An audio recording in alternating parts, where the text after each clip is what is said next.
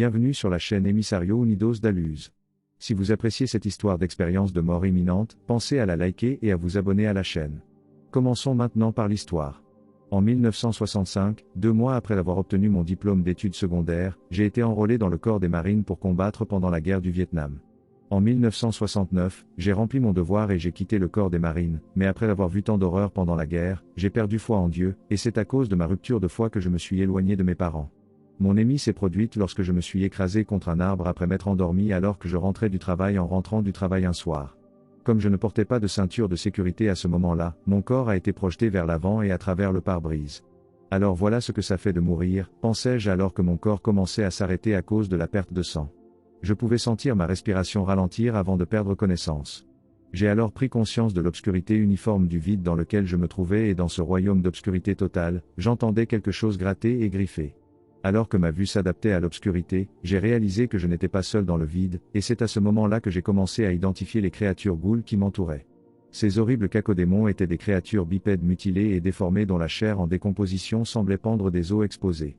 Leur apparence horrible et effrayante était renforcée par les crocs acérés comme des rasoirs qui semblaient pouvoir nettoyer un corps en quelques secondes. Ces démons, après avoir remarqué que j'étais parmi eux, ont commencé à me poursuivre. « Aide-moi, mon Dieu, s'il te plaît, aide-moi » ai-je commencé à prier alors que je fuyais les pas détrempés de leur poursuite. J'ai répété ma litanie encore et encore jusqu'à ce que mes paroles deviennent un appel fort et désespéré à l'aide de Dieu. « Dieu, s'il te plaît, sauve-moi, j'ai besoin de toi » criai-je sans vergogne, et tandis que je criais, j'ai senti une force immense saisir ma main et m'éloigner à la vitesse de la lumière des griffes de ces entités démoniaques. De la présence qui a saisi mon main, je pouvais sentir l'amour dans son secours et dans l'énergie qu'il émanait.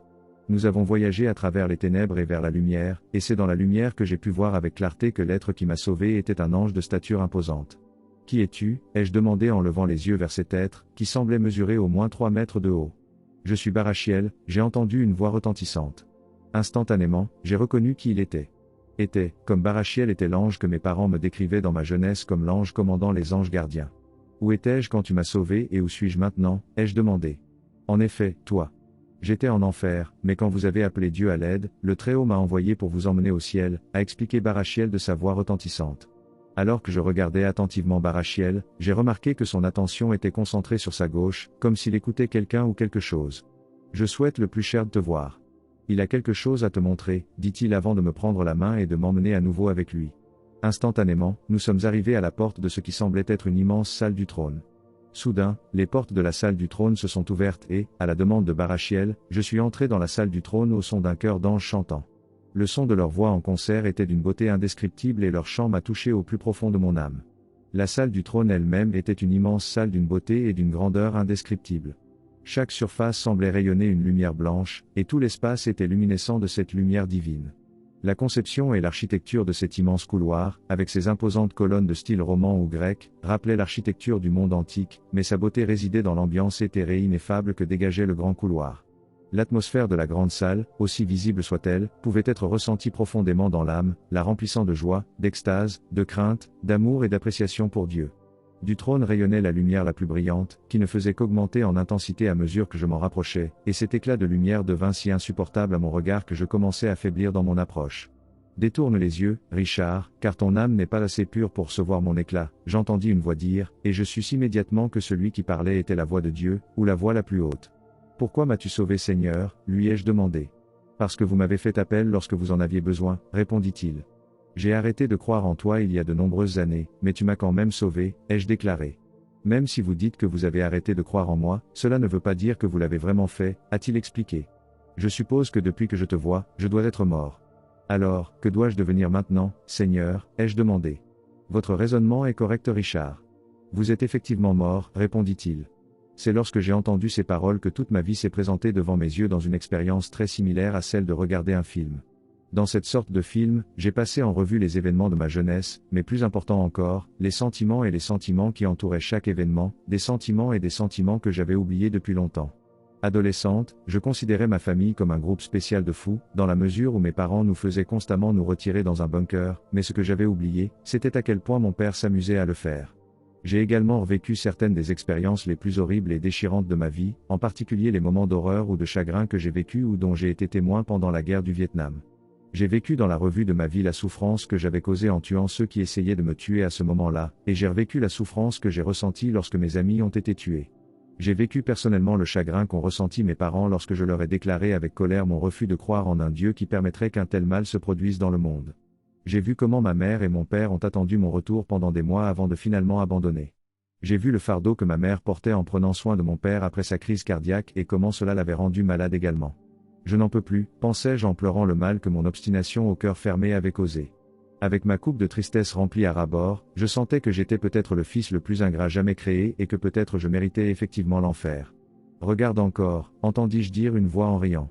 Quand j'ai regardé à nouveau, j'ai vu à quel point mes parents étaient fiers et comment ils me gardaient dans leurs prières même après que je leur ai déclaré que je ne croyais plus en Dieu. Ils ont prié pour qu'un jour mon cœur soit guéri et que j'embrasse Dieu à nouveau. C'est trop tard maintenant. Je suis mort et il n'y a pas grand-chose à faire pour changer cela, ai-je pensé. Tu as tort, Richard. Qui est-ce qui a créé les cieux et la terre? Qui est-ce qui a créé les oiseaux du ciel et les bêtes terrestres? Qui est-ce qui a créé l'homme? A demandé Dieu. Tu l'as fait, Seigneur, ai-je répondu. Voulez-vous revenir ou souhaitez-vous rester? A-t-il demandé.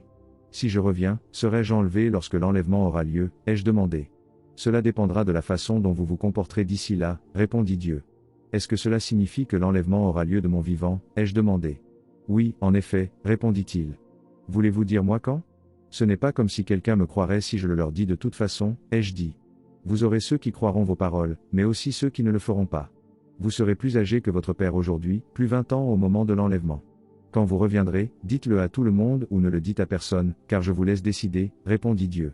C'est alors que je me suis soudainement réveillé dans mon corps au son des sirènes. Quand j'ai ouvert les yeux, je les ai ouverts à un ambulancier effectuant une RCP sur mon corps. Il est réveillé. Passez à autre chose. Nous devons amener ce type à l'hôpital maintenant, a crié l'ambulancier. Ne vous inquiétez pas monsieur, tout ira bien. Vous nous avez fait peur. Heureusement pour vous, quelqu'un vous a vu sortir de la route, a déclaré l'ambulancier. Pendant ma convalescence à l'hôpital, on m'a expliqué que j'étais dans un accident de voiture, et la personne qui conduisait derrière moi m'a vu sortir de la route et j'ai heurté un arbre. Cette personne, par bonté de cœur, a ensuite parcouru 4 miles pour appeler une ambulance. Les médecins m'ont dit que j'étais un miracle vivant, car l'entaille à la tête m'a fait perdre près de 70%. Vous n'auriez jamais dû survivre à une telle perte de sang, ont-ils déclaré avec étonnement. Après une longue période de convalescence à l'hôpital, j'ai finalement été libéré, mais même si mes blessures étaient en grande partie guéries, j'ai été guéri. Encore quelque peu confus et désorienté.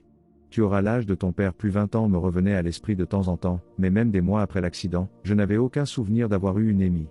Puis un matin, plusieurs mois après. Après l'accident, je me suis soudainement souvenu de mon émie et de tout ce qui s'était passé lors de mon expérience hors du corps. Je me suis souvenu de l'accident, de mon séjour en enfer et de mon sauvetage par l'ange Barachiel, de la salle du trône et de la revue de ma vie. Je me souviens aussi avoir reçu une vision prophétique du moment où l'enlèvement aurait lieu. J'en ai parlé à plusieurs reprises dans des groupes en ligne et ailleurs, comme sur Ndeusne, mais les gens finissent généralement par se moquer de moi. Mon père avait 71 ans en 1991. En 2018, j'ai eu 71 ans. En ajoutant 20 ans à cela, nous arrivons à l'année 2038, ce qui signifie que j'aurai 91 ans lorsque l'enlèvement aura lieu. Je demanderai à tout le monde de bien vouloir tenir compte de ces paroles. Il n'est pas trop tard pour changer et accepter Dieu.